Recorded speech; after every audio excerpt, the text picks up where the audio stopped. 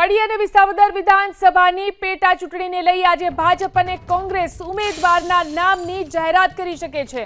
કોંગ્રેસ શનિવારે ઉમેદવાર જાહેર કરે તેવી શક્યતા હતી, જો કે હજી સુધી ઉમેદવારોના નામ કોંગ્રેસે જાહેર કર્યા નથી। વિધાનસભામાં કોંગ્રેસના નેતા અમિત ચાવડાના નિવેદનથી સ્પષ્ટ થયું કે કોંગ્રેસ ભાજપની ફોર્મ્યુલા અપનાવી છેલ્લી ઘડીએ ઉમેદવારના નામની જાહેરાત કરી શકે છે। કડી વિધાનસભા શનિવારે કોંગ્રેસ નામ જાહેર કરે તેવી શક્યતા હતી અને આ ઉદ્દેશ સાથે જ જાહેર સભાનું આયોજન પણ કરવામાં આવ્યું હતું।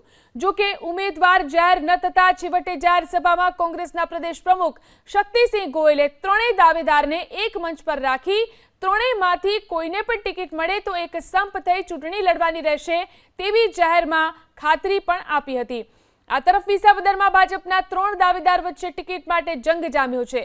મુખ્યત્વે ભૂપેશ ભાયાણી, હર્ષદ રીબડિયાનું નામ રેસમાં આગળ છે।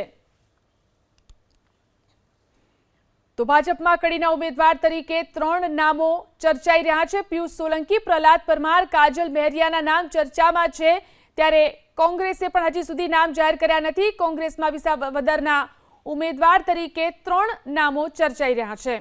ભાવેશ ત્રાપસિયા, કરશન વડોદરિયા, નીતિન રાણપરિયાનું નામ અહીં ચર્ચાઈ રહ્યું છે। તો કડી વિધાનસભા પેટા ચૂંટણીમાં ચૂંટણી લડવાઈ છતાં 62 લોકો નામાંકન પત્રો લઈ ગયા છે।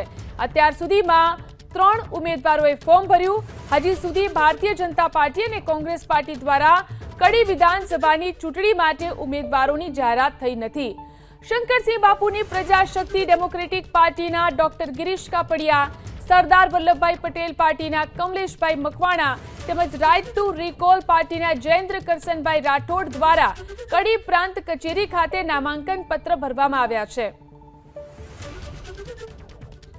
અત્યાર સુધીમાં કુલ 62 નામાંકન પત્રો લઈ જવાયા છે। સોમવારે બપોરે 3 વાગ્યા સુધી ફોર્મ ભરી શકાશે। જો કે હજી સુધી કોંગ્રેસે અને ભાજપે તેમના ઉમેદવારના નામ જાહેર કર્યા નથી। તો મહેસાણાની કડી વિધાનસભા પેટા ચૂંટણીમાં 3 ફોર્મ ભરાયા છે।